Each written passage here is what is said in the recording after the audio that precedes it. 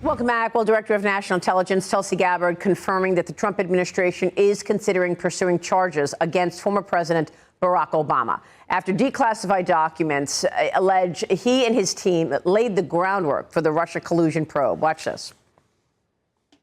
We have referred and will continue to refer all of these documents to the Department of Justice and the FBI to investigate the criminal implications of this. For even former President Obama? Correct. The evidence that we have found and that we have released directly point to President Obama leading the manufacturing of this intelligence assessment. President Obama's office responded to the allegations saying this: "These bizarre allegations are ridiculous and a weak attempt at distraction." The House intelligence to include any direct evidence that Putin wanted to help then President Trump during the 2016 election. The documents also alleged knowledge of health problems that Hillary Clinton may have had. Watch this. Putin's principal interests relating to the 2016 election were to undermine faith in the U.S. democratic process, not show any preference of a certain candidate. In fact, this report shows Putin held back from leaking compromising material on Hillary Clinton prior to the election, instead planning to release it after the election to weaken what Moscow viewed as an inevitable Clinton presidency. In the January 2017 intelligence community assessment that President Obama ordered, John Brennan, who was CIA director at the time, and the intelligence community intentionally suppressed intelligence that showed Putin was saving the most damaging material that he had in his possession about Hillary Clinton. There were high-level DNC emails that detailed evidence of Hillary's, quote, psycho-emotional problems, uncontrolled fits of anger, aggression, and cheerfulness, and that then Secretary Clinton was allegedly on a daily regimen of heavy tranquilizers. Then CIA Director Brennan and the intelligence community mischaracterized intelligence and relied on dubious substandard sources to create a contrived false narrative that Putin developed a quote-unquote clear preference for Trump. Yeah, we said all of this at the time. One section of the report includes allegations that Putin had intelligence from the DNC, allegedly showing Democrat leaders found Clinton's health to be extraordinarily alarming and could have had serious negative impact on her election chances. Joining me now is former FBI Special Agent Nicole Parker. Nicole, great to see you. Thank you for having me, Maria. Thank you so much for being here. And you were at the FBI and really watched a change at the FBI as it went all political. And that's why you left the FBI. Tell us about this period of the things that you remember.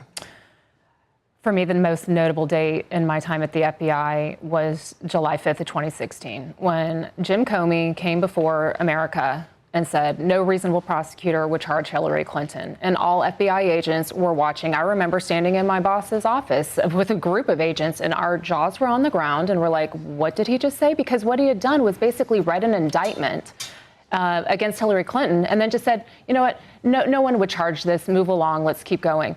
But Maria, I think what's very alarming and chilling, being at the FBI, again, I was working violent crime in FBI Miami. We wanted nothing to do with the politicization, but it was inescapable. We could not ignore it, and it became so loud, it overwhelmed us, and it prevented the real agents from doing the real work. But I can tell you, I know individuals that were involved in this, that were looking into the Hillary Clinton emails and things of that nature, and they were finding things. And they were, in essence, told, you know what, stand down on that. That's not what we're looking for. That's not the focus here. And that's not what we're going to be doing here. Unbelievable. So what they tried to do is they were hell-bent on basically stopping President Trump from getting elected rather than focusing on the Hillary Clinton emails. They then pivoted to Operation Crossfire Hurricane and said, hey, don't look here, but let's turn and look here and see what's going on over here. It looks like the Trump campaign's colluding with Russia, when in essence, that's when all of this happened. It was July of 2016 that they actually opened the Operation Crossfire Hurricane investigation at the FBI to shift responsibility from Hillary Clinton and put it onto President Trump's campaign. And we all know that there was so much false information that was used in that entire investigation. Yeah. The Steele dossier, I mean, we could, yeah. But it was totally inappropriate what they did. So they tried to stop President Trump from winning. That's right. They were unsuccessful. So then as soon as he won, they had to delegitimize his presidency. Yeah. And they were hell-bent on it. I remember it well, and I remember watching Jim Comey that day on July 16th, because he went through a litany of things that Clinton did. You know, using a server that was in her basement, and, you know, sending emails when she went on international trips, and how dangerous it was. And then at the end of the list of everything she did, he says, no prosecutor would ever pursue this. And I was watching, wait a minute, what did he just say? But you're right, and we reported all of this, Nicole, at the time. You know, I mean, I was out front and getting slammed by the media as a result of this. And Devin Nunes and John Ratcliffe were the truth tellers. They came on my show repeatedly and went through every moment of, you know, what the Democrats were doing, sitting on information, not sending them reports and information that they had demanded. Here's a bit of that. It's almost 10 years now. Watch. That's right.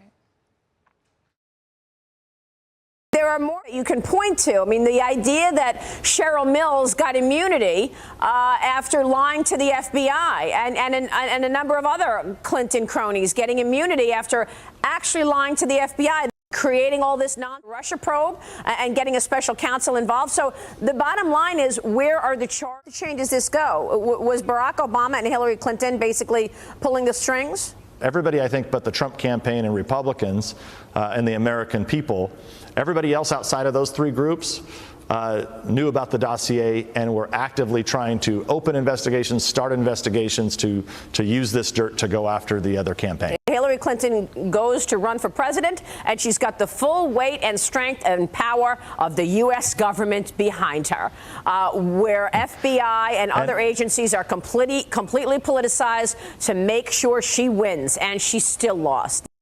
Is that right? It's almost prophetic, Maria. Yeah. I mean, I can tell you as an agent, I used to watch your program, and every time I would watch, I'm like, you know what? She is telling the truth. That is what is going on here. But again, I'm inside the agency. I can't say a word. But you should feel completely validated right now, because for the haters that were hating on you, you were speaking the truth the entire time. And you know what? It's going to come out. And I appreciate what Tulsi Gabbard is doing. I'm a truth follower. Yeah. Present the evidence to Department of Justice. Let them do their full investigation. But the key is that you have a DOJ now that is going to be fair and unbiased. And that's not what we've had in the past. Yeah. Let's talk about crime, because one of President Trump's biggest priorities was securing the border. He's done that, and I feel like the city of New York feels better. But New York City crime, the NYPD is now trying to reduce violent crime rates and seeing some success. Murders are down 26% year to date. Total major felony offense, 5% in the same time period. Some New Yorkers are worried about the potential impact of Democrat socialist Zoran Mamdani and his progressive on-crime policies if he wins the mayoral election. Mamdani has not commented on the recent shooting of an off-duty Customs and Border Patrol officer in a city park. And ICE is calling him out for his, quote, deafening silence. Plus, he says he will no longer defund the police. This is now his new take. But he campaigned on that promise in the past. Police union leaders are warning of a cop exodus if Mamdani wins, as large numbers of police officers are already retiring, Nicole. I want to get your take on this. It feels better in New York City, and I think it's because President Trump, for sure. You know, you can talk about what the NYPD is doing great. I think the NYPD is great, and they're doing a great job. But you cannot escape the fact that it's largely because Trump secured the border. Your thoughts? I agree with you completely. He secured the border, and he came in and said, you know what, we're going to make America safe again. And cities, you need to get into line with this, because there have been a lot of problems in New York City. You know, and I know that it has not been a safe place to be in the last several years, especially under the Biden administration. We look at what happened to the CBP officer. That is a direct result of gross negligence at the border due to Biden's policies and Mayorkas and sanctuary city policies. And you're right. There are police officers that have felt completely hamstrung in the city of New York and other major cities. They are not permitted to do their jobs under certain laws. Flocking to Florida, where I live, because that's where we appreciate law enforcement. We back the blue. But President Trump is all about making America safe. I do think it has a strong impact. And for this mayoral candidate to say originally, hey, you know what, defund the police, let's use social workers, that is the most asinine thing I've ever heard in my life. Having worked violent crime, that is not the solution. And again, he's having to back off of it because, you know what? People do want to live in safe communities. They are sick and tired of living in fear. And that's why I appreciate what President Trump has done. He is making America safe. We hope that, New York continues to be safer. Well, I know you lost your dear friend, Laura, in Florida as a result of violence. But do you think Mamdani could win New York? And if he does, do you believe there will be a cop exodus? I want to have more faith in the New Yorkers. I used to be here. I was here for 9/11. I want to hope that they can see the truth and what's best for their city and that he does not win for the sake. And I'm a resident of Florida. We've had plenty of New Yorkers come down. We are saturated. They need to stay in place in New York because if he wins, they will all come down to Florida and other places. Yeah. And there will be Right. law enforcement officers that will continue to leave in droves. And we do have to respect and back the blue. I did lose my best friend, Special Agent Laura Schwarzenberger. And Maria, I have always appreciated your dedication and your respect to those that are doing the heavy lifting in this country and protecting Americans. Thank you so much. Nicole, great to see you. Thank you. We appreciate it. Nicole Parker, former FBI. We'll be right back. Stay with us.